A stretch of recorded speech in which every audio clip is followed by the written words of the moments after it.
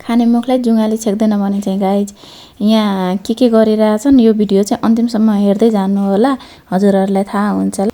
Hello everyone, welcome to my mini blog. I hope हजुरहरू सन्चै हुनुहुन्छ। हामीलाई चाहिँ साउन महिना लागेको छ, हेर्नुहोस् है। मैले चाहिँ यसो मालासाला चुरासुरा लगाएर रेडी भएँ। त्यसपछि आज चाहिँ हामी साउनको पहिलो दिन, त्यही भएर यसो पुरीहरू भन्नाले खिरसिर यसो पकाएर खाऊँ न त।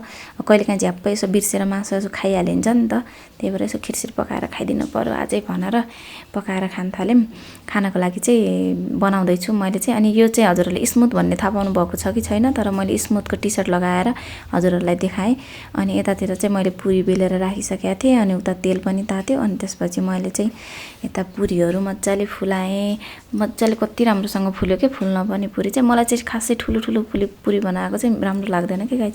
अनि यता बहिनीले चाहिँ यता के काटिरहेको छ। अनि यता मैले चाहिँ फेरि मलाई कराई तैँले नै राखेको तै निकाल भनेर मैले चाहिँ कराईलाई फेरि तल आफै निकालेँ।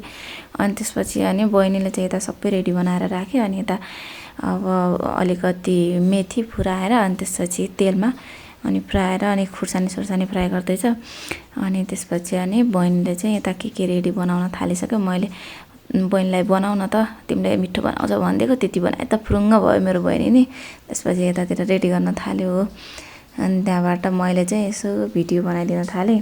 अनि मेरो बहिनीले चाहिँ अचारमा टमाटर हाल्छ क्या गाइज, हजुरहरूले के हाल्नुहुन्छ यसो कमेन्टमा भनिदिइराख्नुहोस् ल। अनि त्यसपछि बहिनीलाई चाहिँ मजाले मिक्स गरेर उसलाई चाहिँ अचारलाई चाहिँ। अनि हामी चाहिँ गाइज अमिलो उसले माथिबाट फेरि झान्यो पनि। अनि त्यसपछि हामी चाहिँ यो अमिलो चुकलाई चाहिँ हामी बाहिरबाट ल्याउँछौँ क्या गाइज, घरबाट मेरो बहिनीले पठाइदिएको, माइलो बहिनीले आफ्नै घरमा बनाएको चुक। अनि अलिअलि माथिबाट बहिनीले धनियाँ सनियाँ हालेर त्यो पनिमले गर्दाखेरि चाहिँ अलिकति मिक्स भयो जस्तो भएन कि। अनि बहिनीले हातले नै मिसाउँछु म भनेर उसले हातले चलायो। अनि मैले चाहिँ यतातिर दुध बसालेँ, त्यसपछि खिर बनाउँछु भनेर। अनि मैले यता गिलासमा चाहिँ के राखेको भन्नुभयो होला, यो चाहिँ यो ग्यासको चुलोलाई चाहिँ मैले टक्क अलिकति पूजा गरे टाइपले उसलाई चाहिँ चुलोलाई चढाएको के फर्स्ट। त्यसपछि यता मैले यसो लुकेर गएर हेरेको त बहिनीले उहाँभित्र गएर त्यो चक्ला लगेर मजाले एक्सर्साइज गर्दो रहेछ।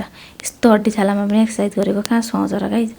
अनि म त्यो भन्दै निस्केँ। त्यसपछि यता आएर मैले चाहिँ दुधमा अनि चामल हालेर यसो चलाउन थालेँ। यता पाकेर रेडी भयो। त्यसपछि अनि ल खाना पऱ्यो भनेर सबैलाई यतातिर बसालेँ। त्यसपछि अनि यतातिर मैले पस्किन थालेँ। अनि पस्किसक्यो भनेपछि अनि सबैलाई ल खाऊ भनेको। अनि बहिनीले चाहिँ हेरिरहेछ के हेरेको भनेको, उसले त यता पस्केको खाना पो हेरिरहेको रहेछ। अनि त्यसपछि अनि ल खाना पऱ्यो भन्दै सबैले खाना थाले। त्यसपछि मेरो बाबुले चाहिँ म पुरी खान्न, म त खिर र अचार मात्रै खान्छु भनेर उसले चाहिँ खान थाल्यो। त्यसपछि यता नानीले मलाई देखाउनु न भन्दैछ उसले चाहिँ। अनि उसलाई पनि देखाइदिएको। अनि त्यसपछि अनि सबै भएर ऊ नानीले चाहिँ आफ्नो मेहन्दी देखाइरहेछ फेरि। अनि यता मैले पनि आफूलाई पस्केँ, म नि खाना थाल्छु भनेर मैले नि पस्केँ। त्यसपछि अनि अब यस्तो खाएको त टक्क अलिकति मिठो नै भयो। अचार सचार यस्तो पिरो बनाएपछि चाहिँ मिठै हुन्छ क्या। त्यही भएर नि आजलाई यति नै।